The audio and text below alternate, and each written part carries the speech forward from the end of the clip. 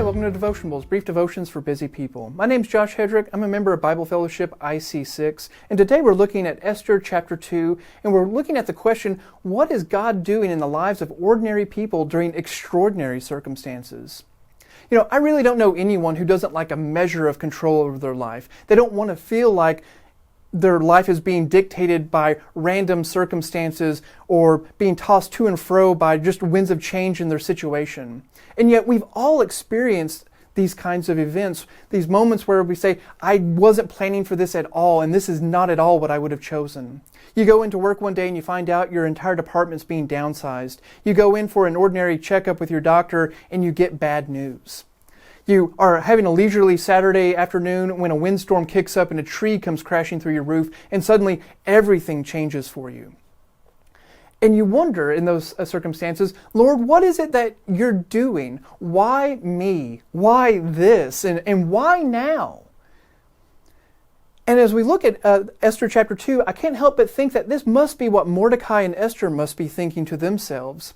Now, as they come onto the scene in the story, we're 4 years after the banishment of Queen Vashti, and the court of the king has come up with this brilliant idea for their lonely majesty. They tell him, we're going to sweep the entire Persian Empire, and we're going to bring in all the beautiful young single women, and we're going to add them to your harem, and then you can choose from among them who you would like to replace Queen Vashti. And Esther, this ordinary Jewish girl, who, as far as we know from chapter 5, was just among those who were carried captive years ago, is caught up in this sweep.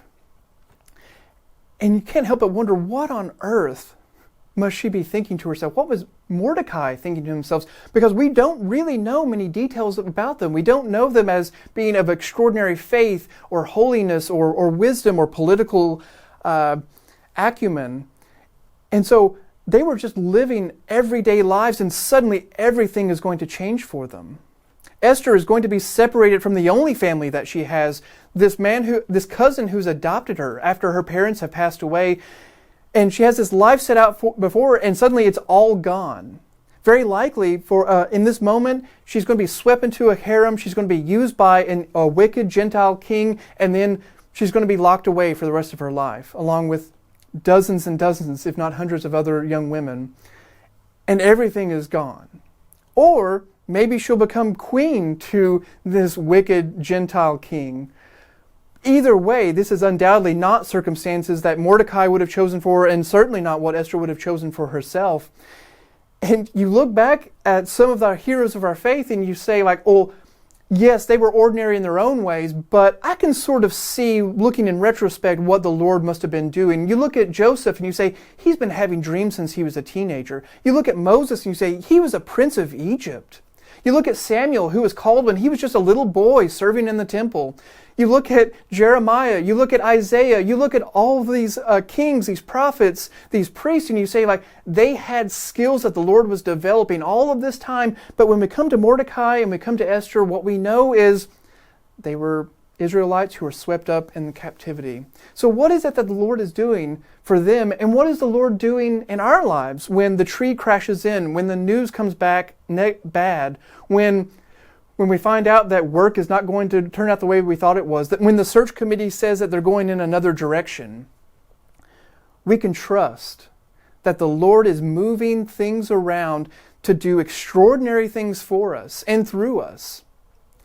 Because what we see in the story of Esther, what looks like tragedy, what looks like just the absolute worst turn of events, the Lord is going to use to save His people, to make His name great among the nations.